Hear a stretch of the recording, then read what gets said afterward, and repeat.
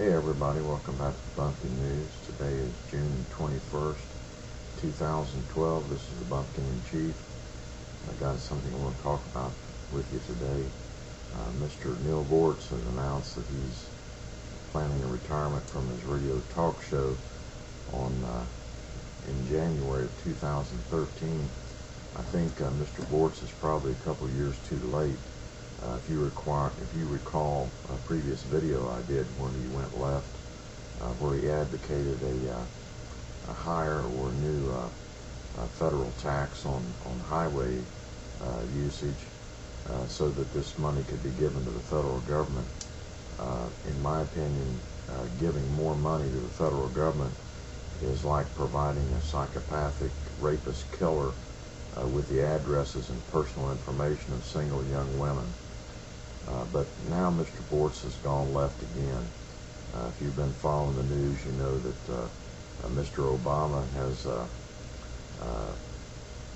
is trying to institute parts of the DREAM Act, which didn't pass Congress. He's trying to institute that on his own, contrary to the legislative process. And this is to give people that are in this country, the children of illegal immigrants, the children that were not born here of illegal immigrants, certain rights and privileges in this country. And Mr. Boortz on his radio program has said that he agrees with the philosophy of Mr. Obama, but he doesn't agree with the methodology of Mr. Obama. I want to present you with a little analogy here, and also if Mr. Boortz or any of his representatives are watching this video, this would be good for you too. Maybe you'd want to answer this on your radio program.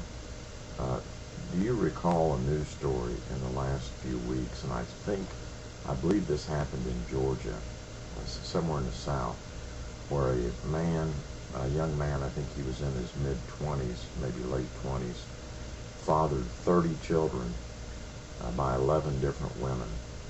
And he works, I think he makes minimum wage, and he pays $1.49, I believe $1.49 a week in child support on 30 children by 11 women.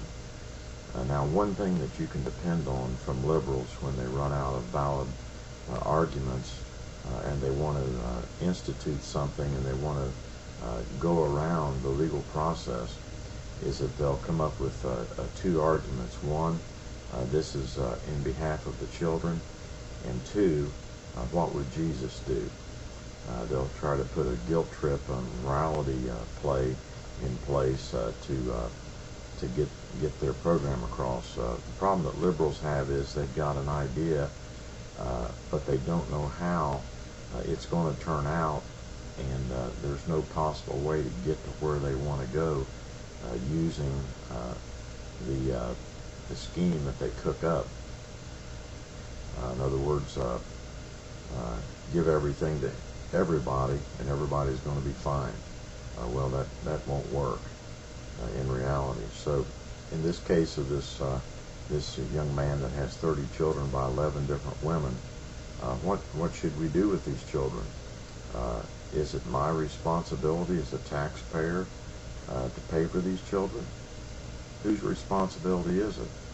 Well, if you look at Mr. Obama's point of view and Mr. Boortz's point of view, these children came into the world through no fault of their own, and so they're absolved of any responsibility, which is true. They are completely innocent of any wrongdoing, and so it falls to the other good citizens of the state or the country to take care of these children. And that's the rationale of Mr. Obama and Mr. Boortz, if you compare it to this illegal immigration issue.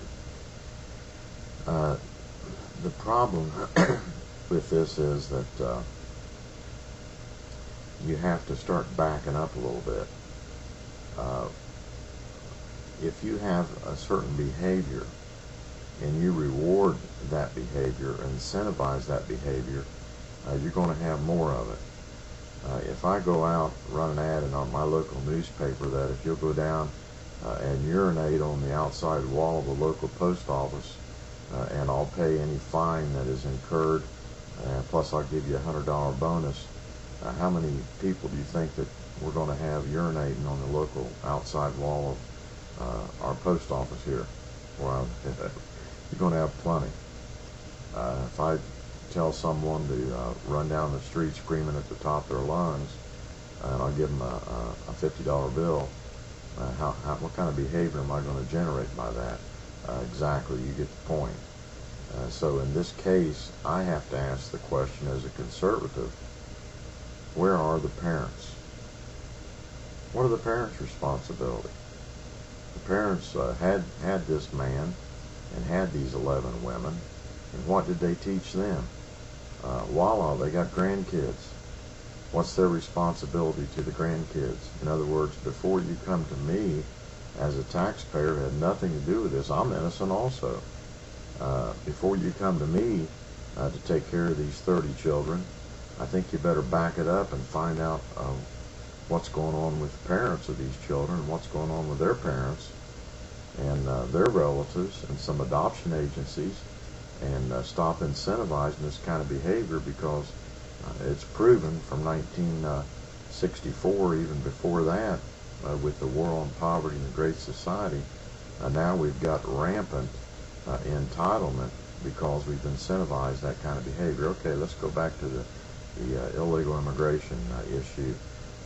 Mr. Boortz is advocating that these children of illegals, he said that they were brought here unwillingly, which I would take issue with that statement, because no doubt these children, they weren't kept in some sort of cages and excluded from family conversations, which went like, we're going to go to America, we're going to get a job, and we're going to have a pretty good life, better than here, and maybe even swimming pools. No doubt the little tykes were excited about coming here, adventure, take a trip, all that kind of thing. I know I would be if I was a little fella again. And so I doubt that a lot of these children came here against their will. If they did, then there's another legal problem in addition to the felony that their parents committed by bringing them here, possibly some sort of a child endangerment, kidnapping, or something else. So the further you go down that path, the worse it gets. So Mr. Boortz said these were brought here, unwillingly brought here against their will, and now they're here, and so they have to be afforded special privileges because they've gone to high school, and they've integrated themselves into our system, and it would just be cruel and heartless to deport them. You know, I've heard this argument a lot, and that is that the reason illegal immigration should be excused is because these people are just seeking a better life. They're just trying to get ahead. They want good living conditions, and all this is just a natural human desire to have, and so just excuse the fact that they broke our laws and came here. It's kind of like if I lose my job and I use up my life savings and I break in your house and take up housekeeping in your basement. Don't call the police on me, although you don't know who I am, you don't know my character, you don't know what diseases I might harbor, but don't call the police, because I'm just seeking a better life, and I'm looking for a little comfort. I'm looking to get ahead a little bit, and so in Mr. Boortz's view, apparently everything is fine. Okay, with these children of illegal immigrants, I have to ask the question, what is the parent's responsibility in this? You don't hear that mentioned. It's the kids get special privileges here, and we absolve the parents of any responsibility of bringing these kids into this country. There's a disconnect here. I am very sorry that this tragic situation has happened, But somebody has to bear the responsibility for this, and it's not me. It's not the U.S. taxpayer. It's not the U.S. citizen. It's not our system of law that bears the responsibility. If we want more of this behavior, we'll pardon this and let this go and say, well, that's okay. They didn't come here of their own accord. They came here unwillingly, and they were forced to come here. And now that they've done all these good things, now it's they can just stay here. No, I think we need to work out something here, and I think what needs to be worked out is this. I think that when these children reach legal age, when they are, let's say, 18 or 21 years of age, then deportment proceedings should be instituted against them and their parents, and they can go back to their own country, or they can even go to the American embassy, and they can file papers, start the process for legal immigration, and get in line behind all the people right now in the world that have expended their resources of time and money to try to get into this country legally, and they're waiting. I think that would be a fair way to adjudicate this. But as I said, I think Mr. Boortz, going with Mr. Obama right here, he's once again veered to the left, and if you follow this, the problem's not going to get better. It's going to get worse. Let me know what you think.